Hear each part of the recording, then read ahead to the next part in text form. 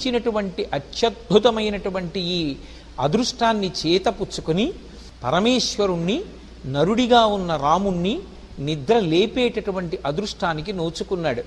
ఆ నోచుకున్నప్పుడు కౌసల్య సుప్రజా రామ, కౌసల్య యొక్క సత్సంతానమైనటువంటి ఓ రామచంద్ర ప్రభో, నీవు నిద్ర లేవవలసినది.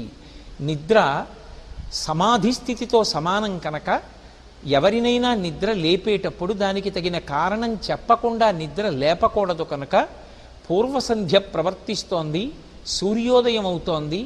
కర్తవ్యం ఎవరైనా సరే ఇప్పుడు నిత్యకర్మని నెరవేర్చి సంధ్యావందనాది కార్యక్రమములను నెరవేర్చవలసి ఉంటుంది కనుక ఓ రామ, నీవు నిద్ర లేవవలసింది అని విశ్వామిత్ర మహర్షి రామచంద్రమూర్తిని నిద్ర లేపినటువంటి ఈ శ్లోకం ప్రత్యక్షంగా బ్రహ్మర్షి అయినటువంటి విశ్వామిత్రుడు భగవంతునికి సుప్రభాతం పలికినటువంటి శ్లోకం.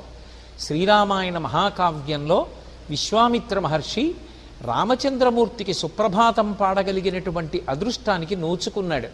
అందుకే ఏ దేవాలయంలో ఏ ధ్రువమూర్తి దగ్గర సుప్రభాతాన్ని పాడినా ఆ సుప్రభాతాన్ని స్వయంగా పరమేశ్వరుడి దగ్గరే పాడినటువంటి విశ్వామిత్ర మహర్షి యొక్క అదృష్టాన్ని జ్ఞాపకం చేసుకుంటూ కౌసల్యా సుప్రజా రామ పూర్వాసంధ్యా ప్రవర్తతే